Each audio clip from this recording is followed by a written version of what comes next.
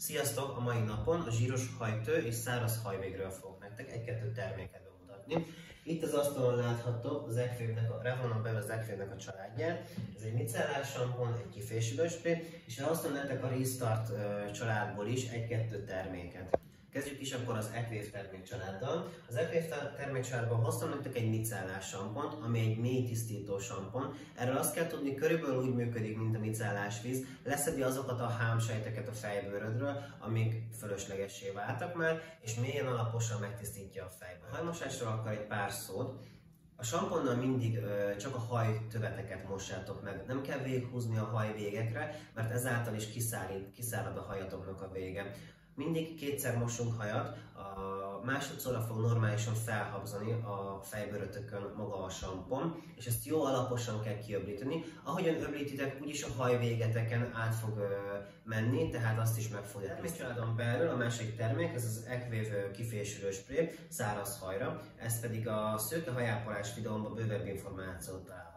A másik termékcsalád, amit pedig hoztam nektek, a Revlon Professional-nek a Restart termékcsaládja. Erről azt kell tudni, hogy mindegyik samponja egyébként micellás samponként működik, és azon kívül vannak benne nagyon jó hatóanyagok. Én most a Recovery samponját hoztam nektek, ez egy hajszerkezet helyreállító sampon, ezzel is szintén kétszer kell megmosni a fejbőrötöket, és hagyjátok, a öblítés közben hadd menjen végig a hajatokon a sampon. Hoztam nektek 2 hajkondicionálót, erről azt kell tudni, hogy ez úgy működik, mint egy balzsam körülbelül, tehát hogy ezt nem kell felhagyni 5-10 percig a hajatokon, szimplán egy ilyen diónyit raktok a hajatokra, szépen átfésülitek, és már moshatjátok is ki belőle. Kondicionáló és pakolás esetén is nagyon fontos az, hogy csak a hajvégetekre rakjatok mind kondicionálót, mind pakolást, ezáltal elkerülve a hajtöveteknek a zsírosodása. Kondicionálóból a Restartnál hoztam egy Color kondicionálót és egy Recovery kondicionálót.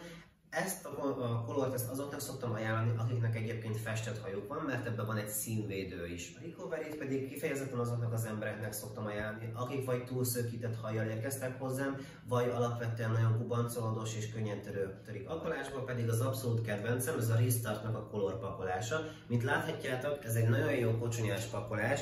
Ebből körülbelül tényleg csak egy ilyen körömnyi kell a hajadra, és jó alaposan át kell fésülni a végét. Ezt azt szoktam mondani, hogy ilyen 5-10 percig hagyjátok rajta a hajatokon, utána alaposan öblítsétek ki, és ehhez már nem kell se hajvégápoló olaj, sem pedig kifésülés. Egy ilyen kis Jolly Joker termék, ez az 11 Ausztráliának egyébként egy hajvégápoló olaja.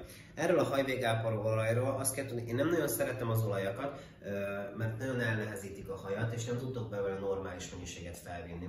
Én azt szoktam javasolni, hogy még vizesen, mielőtt még megszállítanád a hajadat, körülbelül egy pumpányit ebből az 11 Ausztráliából megfogsz, jó alaposan eldörzsölsz a kezedbe, és a hajadnak a végébe szépen vizesen belehúzod, és utána meg tudod szárítani vele a hajadat. Hogyha szárazon szeretnéd a végére rakni, akkor én azt szoktam javasolni, hogy alulról egy ilyen kis nyomó mozdulatokkal rakjátok fel a hajat.